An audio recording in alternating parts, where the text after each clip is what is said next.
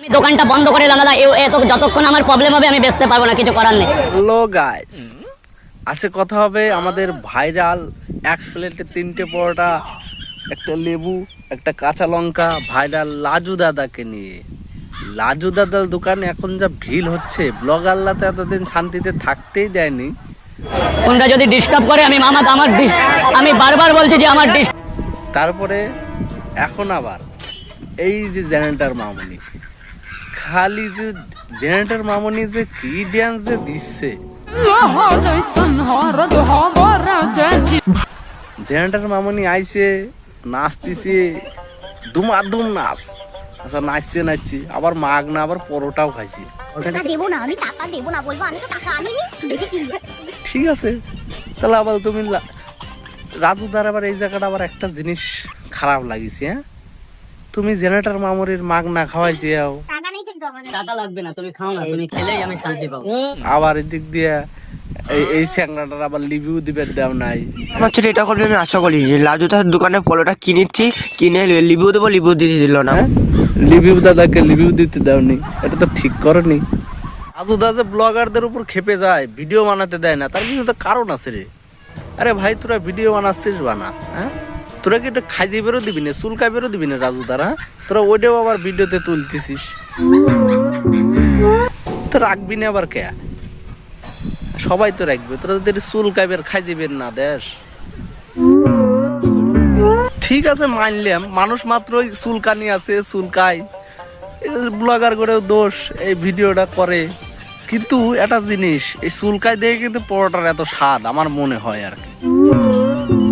যাই হোক আর কি, এটা রাজুদার পরোটার যে আসল স্বাদের রহস্য, সেটা যতই বলি, তবুও তার দোকানে যে ব্লগারদের যেমন উৎপাত বেড়ে গেছে, তাতে মনে হচ্ছে না খুব বেশি দিন এই ফেমাস বা এই জনপ্রিয়তা ধরে রাখতে পারবে, যেটা আমার মনে হয়। তাকে তো ব্যবসা করে খেতে হবে, তো যেমনভাবে উৎপাত শুরু হয়ে গেছে, খরিদ্দারের থেকে ব্লগাররাই বেশি। এমন হলে তো মনে হয় হবে না, তাকে বেচা কেনাও করতে দিতে হবে, আবার ব্লগারদেরও সময় দিতে হবে। আর এই যে জেনারেটর মামনি, যার দেহে তারই প্রপোজ করে। এত প্রপোজ করলে কেউ কি আর অ্যাকসেপ্ট করে? আর মানে অ্যাকসেপ্ট করে না, দেয় খালি বারে বারে এর প্রপোজ করে, ওর প্রপোজ করে, যাই ভিডিও দেই, প্রায় ভিডিওতে দেই প্রপোজ করতে আছে।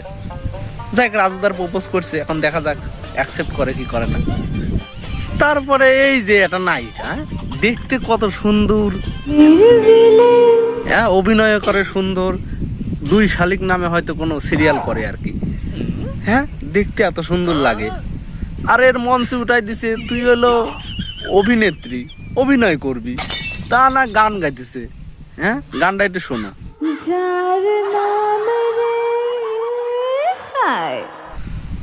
যাই হোক, গান গাইতেছে, খুব কষ্ট লাগতেছে, এটা বুঝতেছি আর কি, মানে ক্লিয়ার হয় নাই আর কি। যাই হোক, খুব কষ্টে গান গাইতেছে, কি সুন্দর।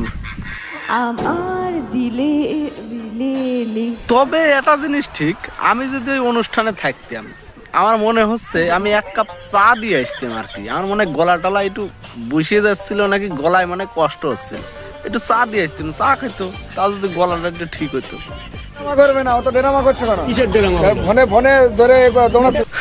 আবার এই যে এই পাবলিক, হ্যাঁ কয় ভিডিও আমার অনুমতি নিয়েছো? কি অনুমতি তোমার অনুমতি নিতে হবে, কি মানে তুমি কি মেয়ে ছেলে, তোমার অনুমতি নিতে হবে?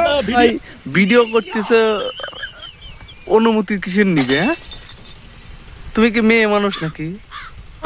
কোন হে ये लोग कहां से आते हैं?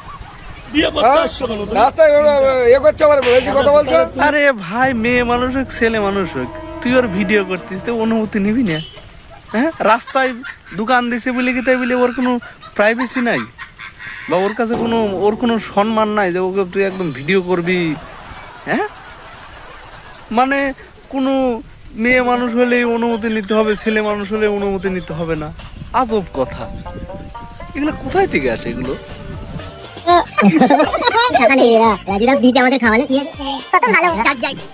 ফ্রিতে খাওয়ালে সবারই ভালো লাগে।